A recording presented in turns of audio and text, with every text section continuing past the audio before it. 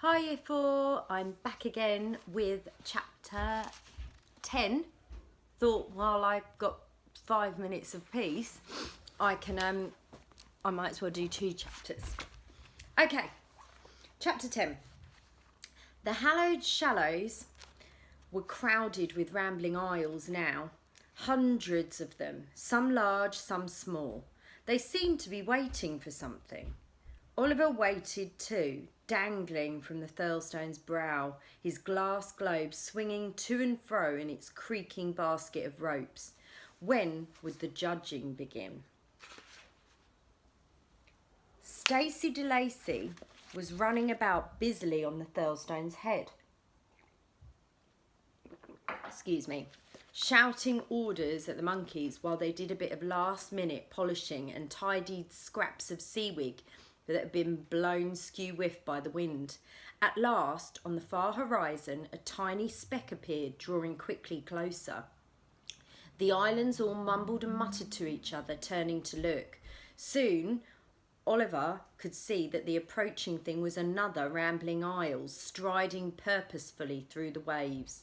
On either side of it, the wave crests foamed, and the foam took on the form of galloping horses. It was the chief island who had won the last night of the Seawigs. The white horses of the sea formed an honour guard for her, and the mermaids on the singing rocks started to sing again, properly now they didn't have Iris helping. The chief island, her name was Dambulay, waded into the shallows and stopped.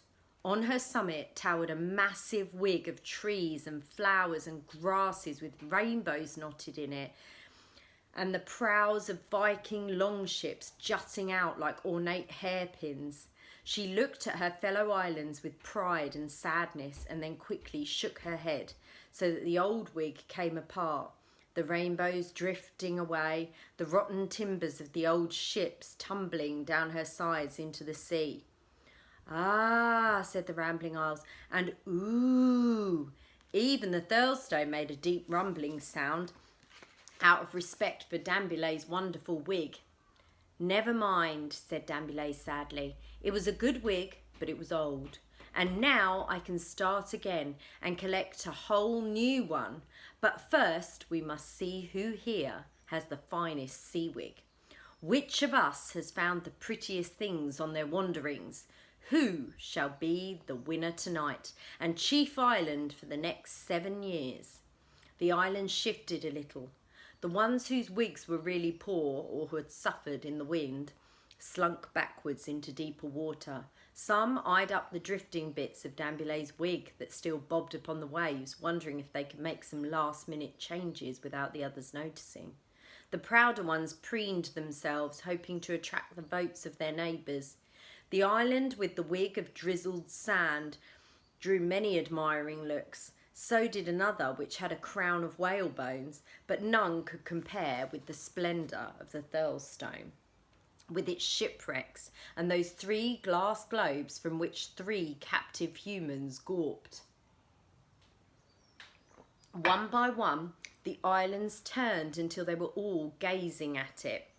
Oliver, trapped in his hanging globe, pounded his hands against the inside of the glass and shouted, "No, it's not fair, the Thurlstone cheated!" But the mermaids were singing still, and their voices drowned out his protests. His parents waved and shouted too, but the rambling isles thought they were only pleading for their freedom. Captive humans, how original! No island had worn captive humans for centuries. "Thurlstone," said one of the isles in a deep, rumbly voice. "Thurlstone," said another, softer. "Thurlstone," cried a third, in a voice like the boom of surf in deserted coves. Iris popped up beside the Thurlstone's left knee, red-faced and breathless after her hasty swim from the reef. She pointed up at the isle and shouted, but there was no way she could make herself heard over the voices of the rambling isles. "Thurlstone, Thurlstone, Thurlstone!" Even the one with the wig of whale bones, who had been hoping to win, saw which way the tide was running and added his voice to those of the others. "Thurlstone, let Thurlstone be the winner." Just then, the song of the mermaids rose in a wild crescendo, and suddenly Iris saw how she might be able to save Oliver and his family, even if all else was lost. She took a deep breath and sang the same note she had sung for the merman choir master a few moments before. She sang louder this time, as loud and as shrill as she could. She sang till her face turned purple. Before, her voice had been enough to break the mermaids' mirrors. This time, it made the Rambling Isles clap their hands over their ears and put the other mermaids off their song. Oliver, swinging in his globe, saw a fine frost of cracks start to spread across the glass. Tish, crash, smash! The 3 globes shattered. Icefalls of glass cascaded down the Thurlstone's cliffs. Into the sea dropped Mr. and Mrs. Crisp. But what of Oliver? Iris peered about, trying not to be distracted by the hoots of the angry islands, who were all outraged that a mere mermaid had dared to interrupt that solemn moment. Ah, there he was, clinging to a root which jutted from the Thurlstone's rocky forehead. But just as Iris saw him, a great smother of foam came down on her. The Thurlstone turned towards her, swirling the skirts of the sea. "Stupid fat mermaid! You spoiled my wig!" Iris darted out of the way as the Thurlstone's huge foot tried to squash her. She plunged down under it, almost to the silver sand of the sea floor, and then rose up on the other side. As she broke the surface there, Mr. Culpepper came flapping over her, squawking. "Here they are!" She saw Mr. and Mrs. Crisp clinging together, tossed up and down like 2 corks on the waves which the angry island was creating. She seized each of them by a hand and swam with them to calmer water, but Oliver knew nothing about any of this. Clutching at roots and rocky pimples, he had heaved himself back up the Thurlstone's steep face. There he saw sea monkeys running in every direction, while furious Stacey de Lacy kicked them about like furry green footballs. "It's all gone wrong," Stacey raged. "We'll be disqualified unless—" "Ah!" roared the Thurlstone. Other islands blundered away from it, scared of its rage and the way it lashed its clumsy stone fists about like massive hammers. Stacey de Lacy scrambled onto his viewing platform on the island's brow and grabbed his loudhailer. "The Thurlstone is still the winner," he bellowed. "You chose him and he won fair and square. And now you better do what he says or my monkeys will come and mess your wigs up." Sea monkeys spilled down the Thurlstone's face like a river of snot. They spread across the ocean, gibbering with wild glee as the waves lifted them up and down. But above the shouting of Stacey de Lacy and the roars of the Thurlstone, the hoots of frightened isles and the squeals of the monkeys, a new voice boomed out. Sorry, trying to turn the page now. "Stop!" it said. The Rambling Isles looked round. The monkeys too. Even the Thurlstone stopped roaring and glanced over its huge stone shoulder. Another Rambling Isle had arrived. A small and shabby isle with nothing on its head but the sad remnants of a not very good wig and a confused narwhal which it had just scooped up. At the sight of him, Iris jumped clean out of the water and turned a cartwheel above the Crisp's bewildered heads. Oliver, looking down from the Thurlstone's brow, grinned a great grin to himself and whispered, "Cliff!" Cliff stood up as tall as he could and the narwhal fell off his head. He shook a fist at the Thurlstone and shouted something about stolen ships and kidnappings.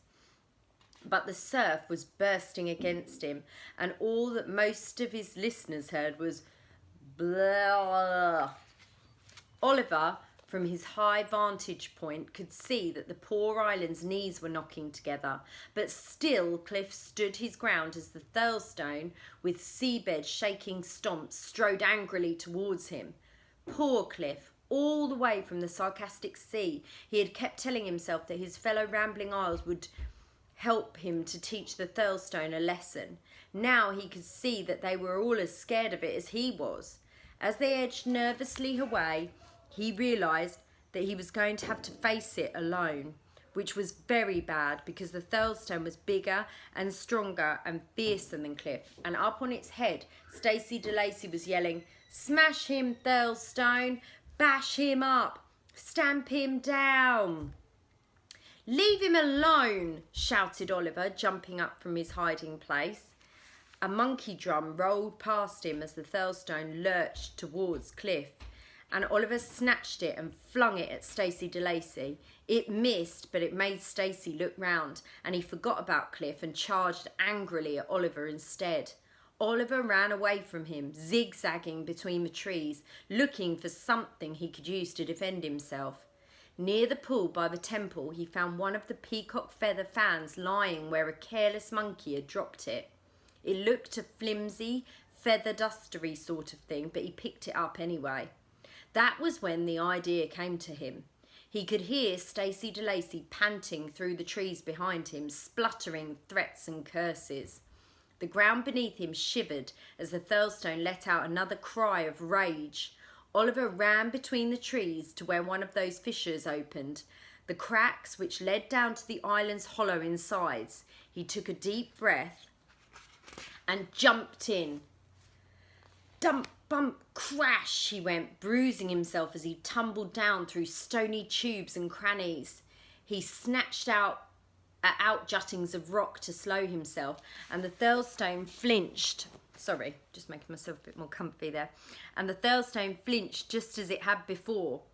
How could something so big and stony seeming be so ticklish, Oliver wondered. And what would happen when he really started tickling? He found a foothold, raised his feather fan, and set to work. The Thurlestone swung a huge fist at Cliff. Cliff ducked, and the blow missed by a whisker. The Thurlestone growled and rumbled, readying itself to strike again. But suddenly it stopped. Something was moving inside it, something that tickled. It writhed. A shipwreck dropped off its wing and splashed into the sea. "Ah!" said the Thurlestone, or something along those lines. Another ship fell, the water mole this time. It landed near the spot where Mr. and Mrs. Crisp were treading water, and Iris hustled them aboard it. "Stop it!" howled the Thurlestone, but Oliver wouldn't stop. Deep in the bad old isle's insides, he tickled and he tickled, mercilessly jabbing his feather fan into all the cracks and fissures he could reach, wriggling and jiggling it there. The Thurlestone clutched its sides and howled. It stumbled and staggered, throwing up sheets of spray, making waves which slapped against the faces of the other rambling isles and rocked the water mole and her passengers wildly up and down. A stone head tumbled off the Thurlestone's summit. A few last sea monkeys jumped off the cliffs like rats abandoning a sinking ship, cannonballing into the water. The ancient temple quivered, cracked, crumbled. Bits and pieces of it cascaded past the Thurlestone's face to smash into the water. Other bits of its wig came loose too. Wreaths of seaweed, boulders, trees. "You vandal!" Stacey de Lacy screamed, dodging a toppling stonehead and shouting down the crack that Oliver had vanished into. "You spoil sport! You're ruining everything!"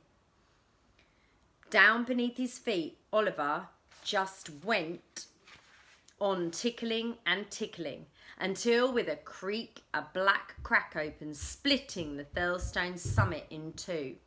Other smaller cracks spread out from it. Stacey de Lacy watched in horror as they surrounded him. More creaks and groans and straining sounds filled the air. The Thurlestone had quaked and quivered and shuddered and shaken so much that it was coming completely to pieces. Down on the water, Iris and the Crisps watched cracks cover the Thurlestone's stupid, startled face like a black net. Then, in a slither of shards and a cloud of dust and upflung spray, the rambling isle exploded. For a moment they saw Stacey de Lacy clinging to the top of one great fragment, yelling as it toppled. For a moment they thought they saw Oliver tumbling free with a big feather fan flapping like a wing above him. Then the spray hid everything. You can see there. everything, the spray hiding everything. I better stop there. It's not quite the end of the chapter, but any longer, and I don't think it's going to let me upload it. So I will carry on from this point next time.